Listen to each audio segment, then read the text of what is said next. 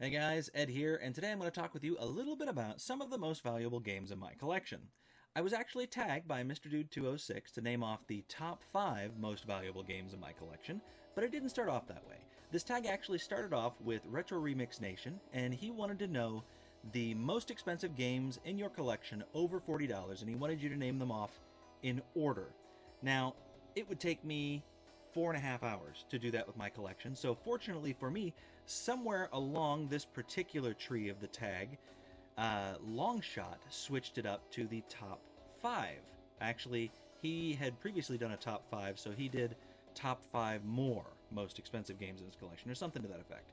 So that's what I'm going to do. Although I'm going to cheat a little bit further, because I really don't know what the value of most of my collection is. I mean, I have a rough idea which ones are uncommon, but I'm not really all that concerned about how much they're worth. I didn't pay a whole lot for them, so it's not important to me if I make a profit on them selling them someday. Though I have, to be honest, sold off some very expensive games in my collection over this last summer, but they were games that I didn't play, and it just didn't seem to make sense for me to hoard them if I'm never going to play them. Anyway, back to what I'm going to do.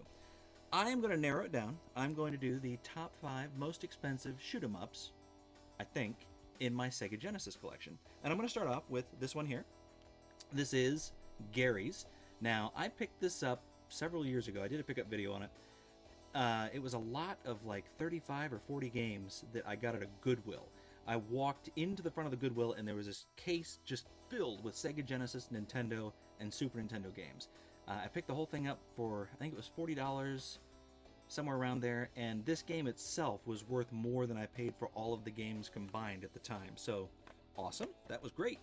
Next is Grindstormer, and this is one that I ran across in an exchange store, and they had several games that I wanted there. I actually walked up to the front with an armload of very uncommon SEGA Genesis games that had just showed up there the day before, apparently. And I didn't have any of them. So I walked up and I made the guy a rock bottom offer on the whole bunch, and he refused to come down any. So what I did is I went through, I think this was the visit, I went through and I picked out like 3 or 4 of the games that they had way underpriced. I don't remember exactly what I paid for this, but it was way, way less than what it was selling for at the time. Alright, number 2 is this game here, Troubleshooter. I honestly cannot remember for sure where I got this one.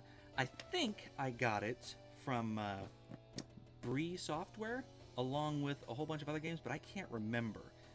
That was a website that somebody turned me on to a while back, Hooniverse Review, and I just rated them and got all kinds of great deals. Finally is Musha, and this is the only one that is not complete that I'm showing you here. Oh, I take it back. There are two others that are loose. Musha I picked up as a loose cart on eBay and have since printed up my own cover, but this one, even loose, I'm pretty sure is worth more than the rest of these, and one that I'm very happy to have in my collection. One of the very few games I've resorted to going to eBay to get a hold of. Finally, the number 1, or at least the most valuable to me, are 2 games. So I'm going to cheat a little bit like Michael B. the Game Genie did, since I have to record this video since he bogarted my tags.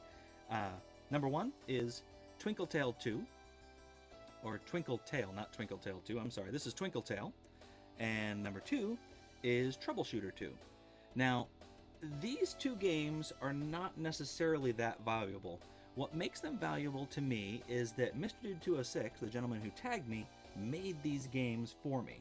And as you can see right there, they have his Stupid Fish logo on the back.